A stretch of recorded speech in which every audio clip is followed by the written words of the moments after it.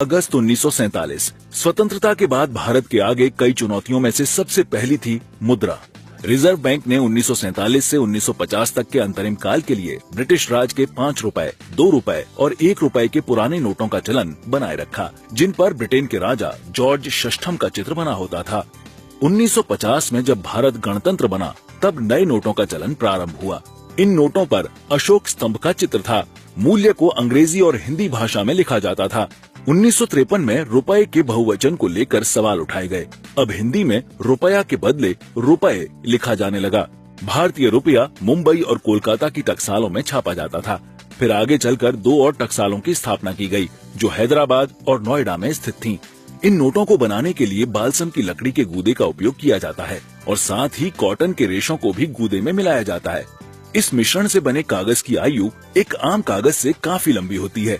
मजबूती के लिए इस कागज को जिलेटिन में डुबोया जाता है और ये पद्धति सालों साल ऐसे ही बनी रही, जब तक टकसालों में आधुनिक मशीन को नहीं लगाया गया।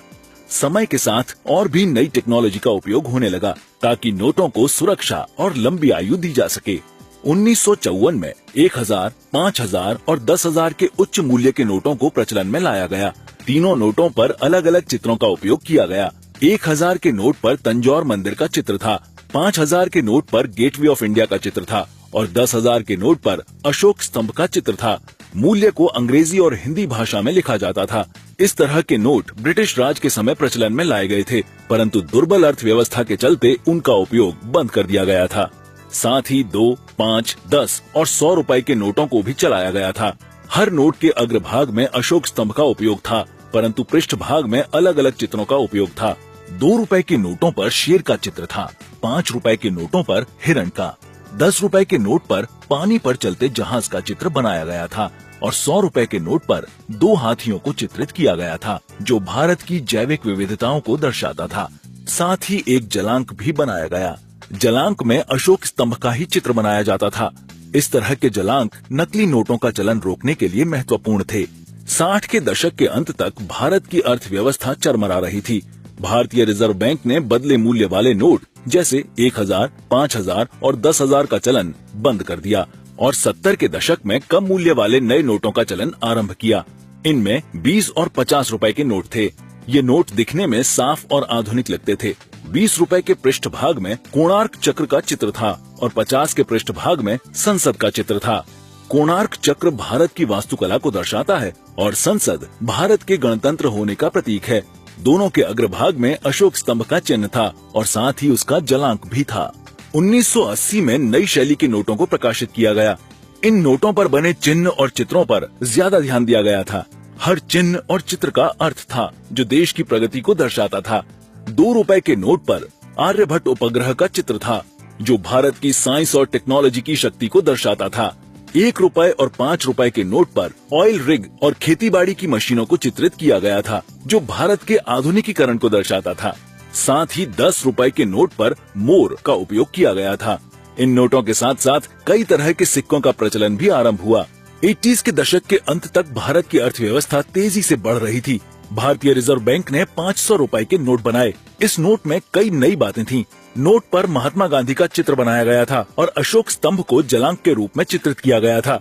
1990 के दशक के आरंभ में टेक्नोलॉजी बढ़ रही थी। सुरक्षा के चलते नोटों में बदलाव अनिवार्य था। 1996 में महात्मा गांधी के चित्र वाली नोटों की श्रृंखला को बनाया गया। इन नोटों में नया जलांक, नए चित्र और भी सुरक्षा के लिए कई नए बदलाव लाए गए।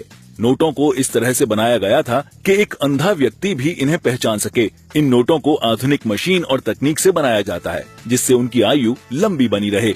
इन नोट में 5, 10, 50, 100 और 500 के नोट बनाए गए। हर एक नोट में अग्रभाग में महात्मा गांधी का चित्र बनाया गया। हिंदी में मूल्य लिखा है और साथ ही इंग्लिश और हिंदी में भारतीय रिजर्व बैंक लिखा जाता है। 10 रुपए के नोट का माप 137 गुणा 63 मिलीमीटर, 50 का 147 गुणा 73 मिलीमीटर और इसी तरह कई तरह के नोट बनाए गए, जिनमें मूल्य के साथ साथ माप भी बड़ा होता है।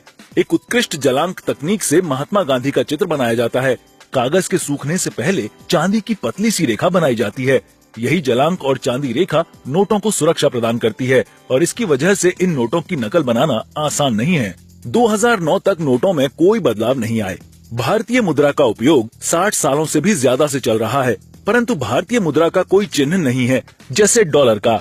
इन 60 वर्षों में चिन्ह के बदले रुपीस को छोटा कर RS का ही उपयोग किया जाता है। 2009 में भारतीय सरकार ने ग्राफिक डिजाइनर्स के लिए एक प्रतियोगिता रखी, जिनमें ग्राफिक डिजाइनर्स को भारतीय मुद्रा को दिखाने के लिए एक चिन्ह बनाना था। इस प्रतियोगिता स्वरूप उदय कुमार धर्मलिंगम द्वारा बनाया गया चिन्ह चुना गया। भारतीय मुद्रा को अपना चिन्ह मिला। ये चिन्ह देवनागरी र और इंग्लिश R की तरह लगता है। जल्द ही ये चिन्ह प्रख्यात हो गया। इस चिन्ह का उपयोग वस्तुओं की MRP के साथ होने लगा। 2012 में भारतीय सरकार ने इस चिन्ह को सिक्कों और नोट पर भी बना